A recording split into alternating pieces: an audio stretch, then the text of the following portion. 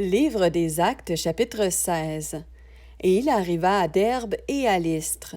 Et voici qu'il y avait là un disciple du nom de Timothéos, fils d'une femme juive fidèle, mais d'un père grec, lequel avait un témoignage honorable de la part des frères qui étaient à Lystre et à Icône. Paulos voulait qu'il vienne avec lui. Et l'ayant pris, il le circoncit, à cause des Juifs qui étaient dans ces lieux-là, car tous savaient que son père était grec. Mais en passant par les villes, il leur recommandait d'observer les dogmes décrétés par les apôtres et les anciens de Jérusalem. En effet, les assemblées se fortifiaient donc dans la foi et abondaient en nombre chaque jour.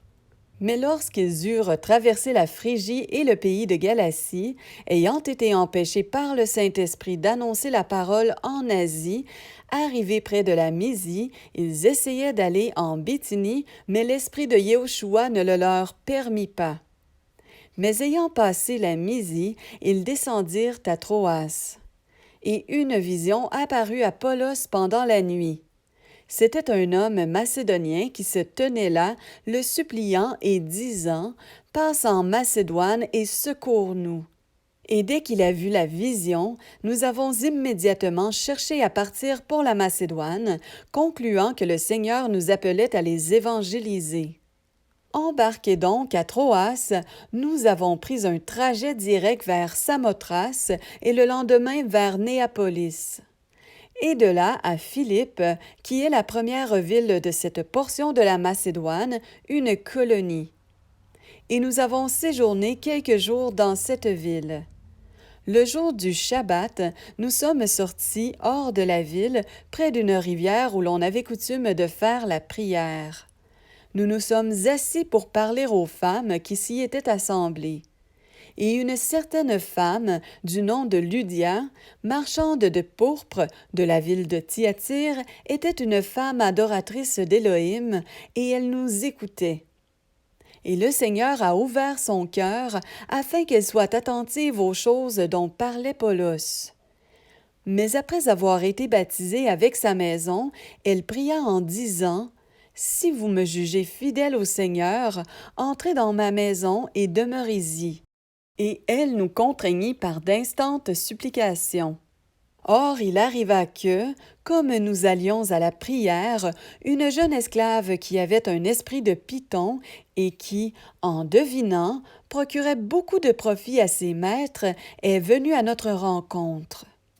Et elle nous suivait, Paulos et nous, en criant et disant « Ces hommes sont les esclaves de l'Élohim Très-Haut, et ils vous annoncent la voie du salut. » Et elle faisait cela depuis plusieurs jours.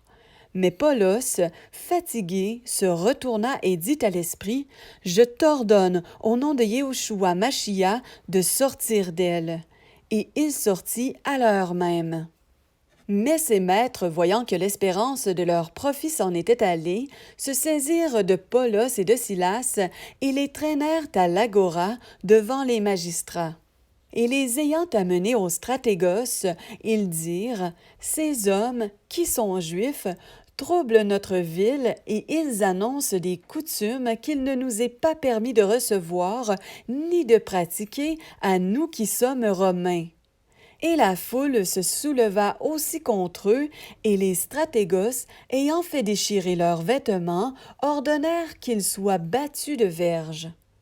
Et après qu'ils les eurent frappés de nombreux coups, ils les jetèrent en prison, en recommandant au geôlier de les garder sûrement. Celui-ci, ayant reçu cet ordre, les jeta dans la prison intérieure et leur serra les pieds dans le bois. Mais vers minuit, Paulos et Silas, étant en prière, chantaient les hymnes pascals à Élohim et les prisonniers les entendaient. Et soudainement, il se fit un grand tremblement de terre, en sorte que les fondements de la prison furent ébranlés. Toutes les portes se sont immédiatement ouvertes et les liens de tous furent desserrés. Mais le geôlier, étant sorti du sommeil et voyant les portes de la prison ouvertes, tira son épée et était sur le point de se tuer, pensant que les prisonniers s'étaient enfuis. Mais Paulos cria d'une grande voix, disant, « Ne te fais pas de mal, nous sommes tous ici. » Ayant alors demandé de la lumière, il entra précipitamment et tomba tout tremblant aux pieds de Paulos et de Silas. Il les fit sortir et dit, « Seigneur, que faut-il que je fasse pour être sauvé? » Et ils dirent, « Crois au Seigneur Yéhoshua Machia, et tu seras sauvé, toi et ta maison. » Et ils lui annoncèrent la parole du Seigneur et à tous ceux qui étaient dans sa maison. Et les ayant pris à cette heure même de la nuit, il lava leurs plaies et il fut baptisé, lui et tous les siens, immédiatement. Et les ayant amenés dans sa maison, il dressa une table et il se réjouit fortement avec toute sa famille d'avoir cru en Élohim. Or, le jour étant venu, les stratégos envoyèrent des licteurs pour dire « Relâche ces hommes ». Et le geôlier rapporta ces paroles à Paulos, disant « Les stratégos ont envoyé des hommes pour qu'on vous relâche. Sortez donc maintenant et partez dans la paix. » Mais Paulos leur dit « Après nous avoir battus de verge publiquement et sans jugement, nous, des hommes, des citoyens romains, ils nous ont jetés en prison et maintenant ils nous jettent dehors secrètement. Non, en effet, mais qu'ils viennent eux-mêmes et nous conduisent dehors. » Et les licteurs rapportèrent ces paroles aux stratégos qui furent effrayés en apprenant qu'ils sont romains. Et étant venus, ils les exhortèrent et, les ayant conduits dehors, ils les supplièrent de quitter la ville.